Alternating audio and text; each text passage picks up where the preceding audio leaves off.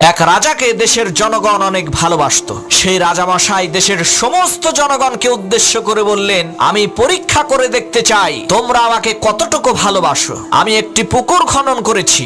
ওই পুকুরের মধ্যে তোমরা দেশের প্রত্যেকটা নাগরিক এক গ্লাস করে দুধ এনে ঢালবে, আর আমি আগামীকালকে সেই দুধ ভর্তি পুকুরের মধ্যে গোসল করব।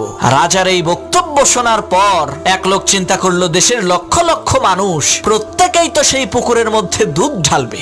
আমি যদি রাতের অন্ধকারে লুকিয়ে দুধের জায়গায় এক গ্লাস পানি ঢেলে দিয়ে আসি, তাহলে তো কেউ তা বুঝতে পারবে না। এই কথা চিন্তা করে সেই লোকটি মানুষের ভিড়ের সাথে গিয়ে সবার অগোচরে এক গ্লাস পানি ঢেলে দিয়ে আসলো। এদিকে রাজামশাই সকালবেলা পুকুরের পাশে যেয়ে দেখেন সর্বনাশ, পুকুরের মধ্যে এক গ্লাসও দুধ নেই, সমস্ত পুকুর পানি দিয়ে ভর্তি। এর মানে হলো দেশের সমস্ত জনগণই ভেবেছিল আমার আর দুধ নিয়ে যাওয়ার দরকার কি, অন্য লোকেরা তো দুধ ঢালবেই। প্রিয় ভাইরা, আমাদের চিন্তাধারাও ওই দেশের জনগণের মতো।